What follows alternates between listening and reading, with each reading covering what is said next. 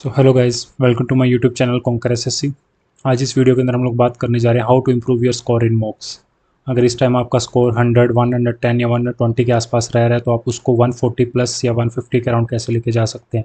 क्योंकि हम सबको पता है कि अगर एसएससी सीजीएल के अंदर आपको सिलेक्शन चाहिए, आपको प्री क्लियर करना है, तो आपको मिनिमम 140 प्लस 145 या 150 के अराउंड स्कोर करना पड़ेगा। तो इस वीडियो के अंदर हम लोग यही डिस्कस करने जाएंगे कि आपको क्या स्टेप्स फॉलो करने हैं जिससे आप 110 से 140 तक अपना स्कोर लेके जा सकते हैं। सो फर्स्ट ऑफ ऑल तो ये वीडियो जो रहने वाली है ये सीरियस एस्पिरेंट्स के लिए रहने वाली है। क्योंकि अगर आप ये सोच रहे हैं कि आप 110 से 140 कुछ 1 या 2 हफ्ते के अंदर पहुंच जाएंगे तो वो पॉसिबल नहीं है। क्योंकि अगर आपका स्कोर इस टाइम 110 से 120 या फिर 105 या कुछ भी आ रहा है तो इस रेंज के अंदर आपका स्कोर अगर आ रहा है तो आपके तैयारी के अंदर काफ़ी सारी कमी है जिसको आपको पूरा करना है। काफ़ी सारे आपके वीक एरियाज़ है जिसको इसके ऊपर आपको काम करना है। काफ़ी सारे आप मिस्टेक्स कर रहे होंगे जिसको आपको नहीं करना है, जिसके ऊपर आपको काम करना पड़ेगा। तो अगर आप ये सोच रहे हैं कि 1-2 हफ्ते के अंदर ये जंप आ जाएगा तो ये नहीं पॉसिबल है। आपको मिनिमम 1 महीना ये सारे स्टेप्स को फॉलो करना पड़ेगा, प्रॉपर अपनी तैयारी के ऊपर ध्यान देना पड़ेगा, तभी जाके आप 140 प्लस स्कोर कर पाओगे। So let's begin. सबसे पहले आ जाता है एनालाइज एवरी मॉक। मैंने बहुत बार देखा है, स्टार्टिंग के अंदर मैंने खुद भी ये गलती करी थी कि मैं मॉक्स देता रहता था। क्योंकि एनालिसिस क्या होता है कि हमें बहुत मुश्किल लगती है एक तरीके से देखा, आपको काफ़ी बोरिंग काम लगेगा। क्योंकि आप एक जब मॉक दोगे, अगर अच्छा स्कोर आ गया तो आप वैसे सोचोगे कि यार अच्छा स्कोर आ गया, इसमें तो ज़रूरत नहीं है। कम आया तो आप वैसे डिमोटिवेट हो जाते हो, आपका एनालिसिस का मन नहीं करता। लेकिन ये आप ये मान के चलिए, अगर ये आप नहीं करोगे, एनालिसिस और मॉक्स आप नहीं करोगे तो आप सिलेक्शन से उतना ही दूर होते जाओगे। चाहे आप 50 मॉक लगा लो, चाहे आप 60 मॉक लगा लो, आप सिलेक्शन के पास नहीं जा पाओगे। आपको एनालिसिस करनी ही करनी है मॉक्स की। अगर आपके 10 मॉक लगाए हैं, उनके आप अच्छे से एनालिसिस करिए तो वो 50-60 मॉक्स के बराबर हो जाएगा, तभी आपको आपकी गलतियाँ पता चलेगी। सो आपको एनालिसिस करनी कैसे है? सबसे पहले आ जाता है गो बियॉन्ड द स्कोर। हमें हमेशा स्कोर के ऊपर फोकस नहीं करना है। कई बार अगर हार्ड मॉक आएगा तो आप उसके अंदर 140 भी बहुत अच्छा स्कोर होगा, और अगर ईजी मौका आ गया तो आपको 155 160 भी आपको ऐसा लगेगा कि हाँ बहुत सारे स्टूडेंट स्कोर कर रहे हैं। तो इसके अंदर आपको एनालिसिस करनी कैसे है? सबसे पहले तो स्कोर को आप छोड़ दीजिए, हमें चेक करना है टाइम स्पेंड पर क्वेश्चन। इस बार आपको पता है सेक्शनल टाइमिंग इंट्रोड्यूस हो गई है, तो हमें टाइम के ऊपर सबसे ज़्यादा फोकस करना है। आपको मैथ रीजनिंग के अंदर तो सबसे ज़्यादा जो आपका रोल प्ले करने वाला वो है टाइम। आपको टाइम चेक करना है, क्वेश्चन के ऊपर आप 2 मिनट तो नहीं लगा रहे, क्योंकि आपको पता है आपको 15 मिनट के अंदर 25 क्वेश्चन करने हैं, तो आपको एवरेज 40 से 45 सेकेंड ही मिलने वाले हैं। तो आपको हर क्वेश्चन के ऊपर अपना टाइम चेक करना है, कोई ज़्यादा टाइम तो नहीं लगा दिया था। उसके बाद आपको अपने गेसेस चेक करने हैं कि कितने क्वेश्चन ऐसे थे जो मैंने सिर्फ तुक्के मार के सही किए, मतलब एक्चुअल मुझे उनके आंसर्स नहीं आते थे, मैंने गेस वर्क किया और मेरा वो आंसर सही हो गया। उसके बाद हमें सिली मिस्टेक्स अपनी नोट करने, जो भी आपने सिली मिस्टेक्स करी होंगी। मान लीजिए कभी आपने क्वेश्चन अच्छे से नहीं पढ़ा, आपको हाफ पूछा था, आपने मान लीजिए आपको डायमीटर पूछा था और आपने रेडियस बता दिया, तो ये चीज़ें हमें चेक करनी है। और सबसे जो मेन इंपॉर्टेंट हमें आपको फोकस करना वो है परसेंटाइल के ऊपर। जो आपके परसेंटाइल है वही आपको बताता है कि आप कंपटीशन के ऊपर अंदर कहाँ स्टैंड कर रहे हो। तो हमें ट्राई करना है कि हमारी जो परसेंटाइल है वो 85-90 के लगभग या इससे ज़्यादा ही रहे। उसके बाद आ जाता है कि हमें जो एरर्स आप करोगे एनालिसिस करते टाइम, हमें उनको क्या करना है, जो आप एरर्स होंगे उनको सेपरेट करके रखना है। कि आपको पता चलना चाहिए कि कौन सा क्वेश्चन आपके कंसेप्ट गैप की वजह से सॉल्व नहीं कर पाए, कौन सा क्वेश्चन आपका कैलकुलेशन मिस्टेक की वजह से गलत हुआ, या ऐसा मतलब कौन से क्वेश्चन थे जिसमें आपने क्वेश्चन ही मिसरेड कर लिया कि हाफ पढ़ा नहीं आपने, या फिर उसने डबल पूछा था आपने वो नहीं पढ़ा। तो अगर आप इसको कैटेगराइज करोगे या सेपरेट कर लोगे तो आपको उसके ऊपर काम करने में ईजी होगा।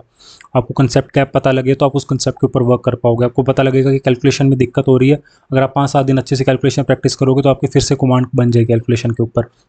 तो हमें एरर जो होंगे उसको आप सेपरेट करके लिखो, प्रॉपर एक एरर के ऊपर साथ में एक नोट बना के लिखो कि इसमें मुझे कंसेप्ट नहीं आता था। ठीक है, उसके बाद आ जाता है कि हमें कंपेयर करना है अटेम्प्ट पैटर्न मॉक। आप जो जो गलतियां लिखोगे अपनी, आपको नेक्स्ट मॉक देने से पहले अपनी वो गलतियां पढ़नी है और उनके अच्छे से एनालाइज करना है कि हाँ इस मॉक के अंदर मैं ये गलतियां नहीं करूँगा।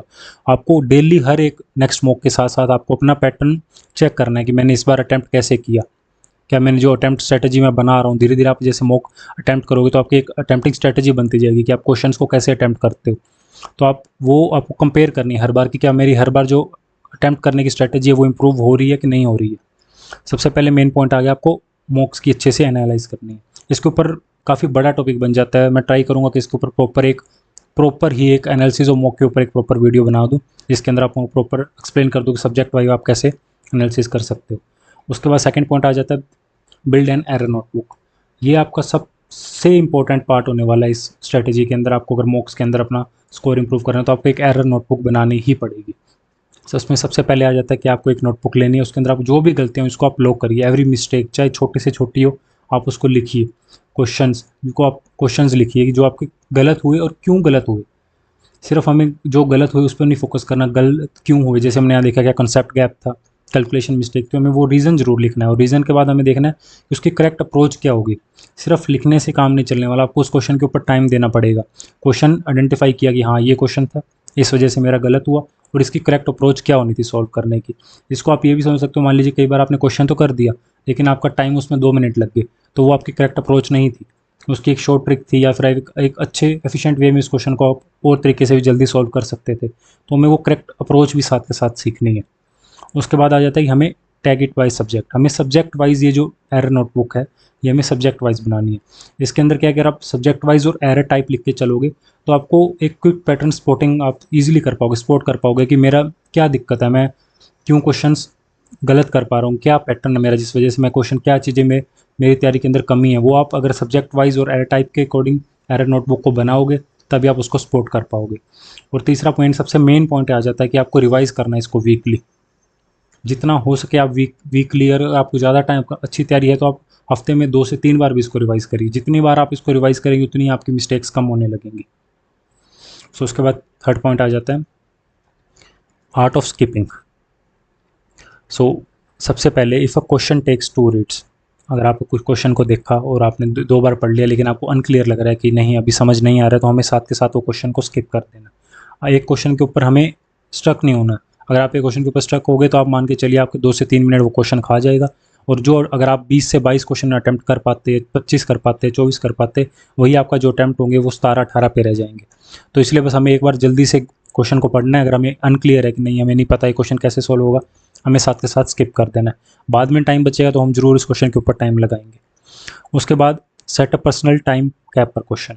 पर क्वेश्चन के ऊपर आप, क्योंकि सेक्शनल टाइमिंग के अंदर अगर आप टाइम के ऊपर नहीं फोकस करेंगे, पर क्वेश्चन मुझे इतना ही टाइम देना है, तो आप मान के चलिए किसी क्वेश्चन के ऊपर आप 1.5 से 2 मिनट भी दे देंगे और उसका आउटपुट उतना नहीं निकलने वाला, क्योंकि एट द एंड हर एक क्वेश्चन 2 मार्क्स ही कैरी करता है। एक ईजी क्वेश्चन पे 30 सेकंड में सॉल्व करना और एक हार्ड क्वेश्चन के बीच आप 2-2.5 मिनट करना, क्या पता वो सॉल्व हो ना हो।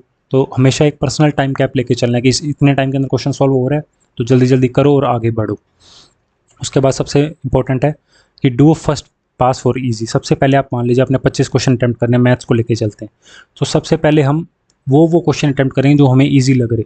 आपके 25 क्वेश्चन के अंदर मिनिमम 15 से 16 क्वेश्चन या 18 क्वेश्चन भी कई बार आएंगे आपके शिफ्ट के अंदर जो बिल्कुल ईजी होने वाले हैं। तो हमारा फर्स्ट गोल रहना चाहिए कि हमें वो ईजी क्वेश्चंस को पहले बारी में सॉल्व करना। आपको मान लीजिए 10 मिनट लग गए, 8 मिनट लग गए उनको क्वेश्चंस को सॉल्व करने में।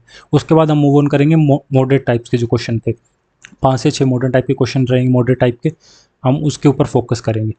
लास्ट के अंदर जो भी ट्रिकी वंस या फिर हार्ड क्वेश्चंस हमें लग रहे, लेंथी क्वेश्चंस लग रहे, उसके ऊपर अगर लास्ट के अंदर हमारे पास टाइम बचता है तो हम उसके ऊपर आएंगे। तो ये आपकी आर्ट ऑफ स्किपिंग है, इसको अगर आप सीखोगे तभी आप मॉक्स के अंदर अच्छा स्कोर कर पाओगे। उसके बाद पॉइंट आ जाता है accuracy over speed. Sectional timing आने के बाद स्पीड जरूर मैटर करती है, लेकिन जो एक्यूरेसी है वो स्टिल अभी भी स्पीड से ज़्यादा मैटर करेगी। आप इसके अंदर क्या है कि अगर आप रश करके और गलत क्वेश्चन कर दोगे तो उसका कोई फ़ायदा नहीं होने वाला, आपकी नेगेटिव मार्किंग है, 1/4 मार्क्स और ज़्यादा आपके रिड्यूस होने वाले हैं। इससे अच्छा ये है कि आप स्लो करिए, आराम से क्वेश्चन को देख के करिए, टाइम आपका उतना ही लगने वाला है, और उसको आप सही करने पे फोकस करिए। जल्दी से आपका ये नहीं कि आपको ज़्यादा मार्क्स मिल जाएंगे, तो इसलिए हमें स्लो एंड करेक्ट अप्रोच रखनी है कि हम ईजिली धीरे धीरे क्वेश्चन को पढ़ेंगे, एक बारी में माइंड को समझ आएगा क्वेश्चन और साथ के साथ हम उसको सॉल्व करेंगे। तो इसलिए हमें जो एक्यूरेसी है उसके ऊपर ज़्यादा ध्यान रखना है। उसके बाद आ जाता है know where to focus your energy. आप जब मॉक्स लगाएंगे तो आपको उसके बाद कुछ चीज़ें पता लगेंगी और आपको उनके ऊपर ही फोकस करना है सबसे ज़्यादा। सबसे पहले जो आएगा फाइंड योर वीक एरियाज़। इसके अंदर जो आपकी एरर नोटबुक बनेगी वो उसके अंदर जब आप टॉपिक्स लिखोगे, अपने सब्जेक्ट वाइज चीज़ें लिखोगे, तो उसके अंदर आपको पता लगेगा कि कौन से टॉपिक्स हैं जो उसके अंदर मेरी सबसे ज़्यादा गलतियाँ हो रही है, और वही आपके वीक एरियाज़ हैं। उन्हीं वीक एरियाज़ के ऊपर आपको काम करना है। उन्हीं वीक एरियाज़ को मान लीजिए आपको प्रैक्टिस करके सॉल्व करना हो, आप सिली मिस्टेक्स कर रहे हो, कॉन्सेप्ट आपको नहीं याद है, फिर से आपको रिवीजन चाहिए, तो हमें जो एरर नोटबुक बनेगी उसके थ्रू हमें अपने वीक एरियाज़ को पता करना है। उसके बाद उस वीक एरियाज़ के ऊपर काम करना है, तभी जाके आपका स्कोर इंप्रूव होगा। उसके बाद आ जाता है don't study what you like. हम कई बार क्या, हमें ज्योमेट्री मान लीजिए फॉर एग्जांपल आपको ज्योमेट्री मुश्किल लगती है, तो आप ज्योमेट्री को क्या करोगे, आप इग्नोर करते चलोगे कि क्वेश्चन गलत हो रहा है, लेकिन ये तो मुश्किल है, सभी करते होंगे। हमें ये चीज़ें नहीं करनी है, हमें वही क्वेश्चन के ऊपर सबसे ज़्यादा फोकस करना है जो इससे हमारे मार्क्स जा रहे हैं या फिर जैसे हमारे मार्क्स इंप्रूव होने वाले हैं।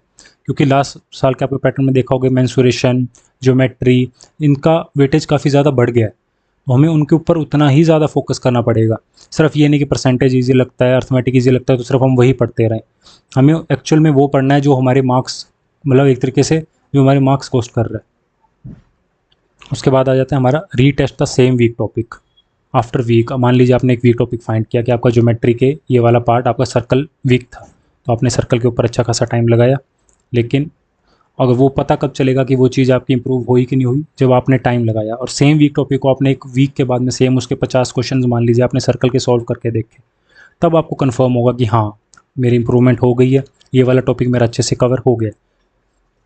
उसके बाद आता है focus on high scoring topics. जैसे जैसे आप मॉक्स दोगे, प्रीवियस ईयर मॉक्स दोगे, तो आपको पता चलेगा कि कौन से चैप्टर्स हैं, या फिर आप किसी वीडियो में अपने टेलीग्राम चैनल में भी दिखा दूंगा आपको कि कौन से हाई, जिसकी मतलब काफ़ी ज़्यादा वेटेज हाई रहती है। हमें वो चैप्टर्स को आइडेंटिफाई करना है जिनकी हाईएस्ट वेटेज रहती है पीवाईक्यू मॉक्स के अंदर। वही एसएससी के अंदर पीवाईक्यू मॉक्स आपको पता है इसीलिए सबसे ज़्यादा इंपॉर्टेंट माने जाता है, क्योंकि एक आपको एक तरीके से सामने आपके ब्लूप्रिंट मिल जाता है आपको कि हाँ इस चैप्टर से इतने ज़्यादा क्वेश्चन आ रहे हैं तो ये इतना ज़्यादा ही इंपॉर्टेंट है। तो हमें सबसे ज़्यादा उनके ऊपर ही फोकस करना है। लास्ट पीरियड टाइम आपको पता है 40-50 दिन का टाइम रह गया, अगर हम सब टॉपिक्स को एक साथ लेके चलेंगे तो क्या पता आप अच्छे से कवर ना कर पाए। तो इस टाइम हमें सबसे ज़्यादा फोकस करना है हाईएस्ट वेटेज वाले जो टॉपिक्स हैं उनके ऊपर। हमें जो चैप्टर होने वाले हैं ना, हमें इनको आप ये समझ लीजिए मास्टर कर लीजिए प्रॉपर मास्टरी लेवल तक। अगर इनमें से जो क्वेश्चन आएगा वो गलत नहीं होना चाहिए, क्योंकि जो हाई स्कोरिंग टॉपिक्स होंगे अगर आप उसी में ही गलती करोगे तो आप ये मान के चलिए आप कंपटीशन में पहले पीछे रह जाओगे। क्योंकि मैक्सिमम नंबर ऑफ स्टूडेंट्स आप ये मान के जो हाईएस्ट वेटेज रहती है जिन टॉपिक्स की, उसके अंदर अच्छा स्कोर करने वाले हैं। क्योंकि ये एक तरीके से मान लीजिए थोड़े ईजी टाइप हैं, कुछ भी समझ लीजिए, लेकिन आपको इनके अंदर मास्टरी अपनी लानी ही पड़ेगी। उसके बाद आ जाता है 80-20 रूल। बहुत सारे आपको टॉपिक देखने को मिलेंगे, जैसे जैनिज़्म, बुद्धिज़्म है, वो एंशियंट हिस्ट्री का बहुत छोटा पार्ट है एक तरीके से देखा जाए टॉपिक, तो एक इतना बड़ा टॉपिक नहीं, काफ़ी ज़्यादा वो टॉपिक्स भी हैं, लेकिन उसमें से आप ये देखने को मिलेगा एंशियंट हिस्ट्री के 80% जो क्वेश्चंस है वो उसी दो टॉपिक्स के हमें देखने को मिलते हैं। तो हमें कुछ ऐसे टॉपिक्स जो होंगे उसको हमें आइडेंटिफाई करना है कि कौन से हमारे हाईएस्ट स्कोरिंग टॉपिक्स हैं। तो at the end weak areas को अपने आइडेंटिफाई करना, और जो स्ट्रॉन्ग टॉपिक्स है जिससे ज़्यादा या फिर हाई स्कोरिंग टॉपिक्स, अगर आप उनको साथ लेके कवर कर लोगे तो आपकी एक बैलेंस प्रेप होगी, आप एक अच्छा स्कोर कर पाओगे। सो फोर्थ पॉइंट आ जाता है practice with purpose. Practice with purpose कहने का मतलब क्या है कि आपको इस टाइम जो प्रैक्टिस, जितनी भी आपको प्रैक्टिस करनी है वो आपको प्रॉपर एक माइंड सेट और एक पर्पस के साथ आपको प्रैक्टिस करनी है। अगर आप ये सोच रहे कि आपके मॉक्स के अंदर स्कोर नहीं आ रहे और आप इस टाइम कोई प्रीवियस ईयर बुक्स से मैथ्स के मान लो हर एक चैप्टर के 200-400 क्वेश्चन लगा लोगे तो आपके मॉक्स के अंदर मार्क्स इंप्रूव हो जाएंगे, तो ऐसा नहीं होने वाला है। जो मॉक्स के अंदर आपके मार्क्स इंप्रूव करेंगे वो करेंगे, सबसे पहला पॉइंट है सेक्शनल मॉक्स। आपको हर एक सेक्शन होगा, जैसे मैथ्स, इंग्लिश, रीजनिंग, मान लीजिए इनके आपको प्रॉपर सेक्शनल मॉक्स देने होंगे। सेक्शनल मॉक से ही आप वो जो टाइमिंग है 15 मिनट की उसको टैकल कर पाओगे और तभी आपके मार्क्स इंप्रूव हो पाएंगे। सेकंड पॉइंट आपका आ जाता है चैप्टर टेस्ट। जो चैप्टर टेस्ट हैं वो सबसे ज़्यादा इंपॉर्टेंट आपके, एक तो बिगिनिंग जो आप स्टार्ट करते हो अपनी प्रेपरेशन तब आपको बहुत इंपॉर्टेंट है। और अगर आपको मान लीजिए आपने कोई वीक एरिया फाइंड किया अपना, आपको वीक चैप्टर पता लग गया कि आपका कोई मेंसुरेशन वीक है, मेंसुरेशन जो चैप्टर आपका वीक एरिया है, तो उसके आप टेस्ट करिए एक चैप्टर को राइट आफ्टर स्टडी। आपने उसके सारे कंसेप्ट किए और साथ के साथ उसके चैप्टर टेस्ट दे लीजिए। उसके अंदर मैक्स टू मैक्स आप 50-60 क्वेश्चन लगाएंगे, उसमें आपके सारे कंसेप्ट्स कवर हो जाएंगे, तो चैप्टर टेस्ट भी बहुत इंपॉर्टेंट हो जाते हैं। थर्ड पॉइंट आ जाता है प्रीवियस ईयर। तो प्रीवियस ईयर क्वेश्चन जो रहने वाले हैं वो आपके सबसे इंपॉर्टेंट रहने वाले हैं। आपको कई जगह आप लास्ट के अंदर तैयारी के अंदर आपको क्या देखते हैं, कई स्ट्रेटेजीज़ के अंदर आपको अलग अलग पीडीएफ दी जाती है कि ये सबसे इंपॉर्टेंट है, लेकिन हमारा जो मेन फोकस रहना चाहिए वो रहना चाहिए प्रीवियस ईयर क्वेश्चन के ऊपर, क्योंकि वही आपका जो एग्जैक्ट पैटर्न होने वाला है वो वही बताएंगे। फोर्थ आ जाता है टाइम ड्रिल्स।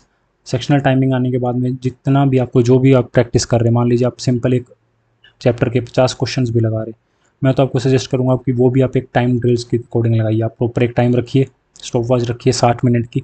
सोच लीजिए कि 60 मिनट के अंदर 50 क्वेश्चन सॉल्व करने, अगर 50 नहीं हो पाई 45 होते हैं, 40 होते हैं, स्टिल आपको एक माइंड को हैबिट बनेगी कि जब आपके ऊपर टाइम का प्रेशर होगा तो आप कैसे उसको एब्जॉर्व कर पाओगे, इस प्रेशर को कैसे आप उसमें डील कर पाओगे। सो हमें टाइम ड्रिल्स के ऊपर फोकस करना है।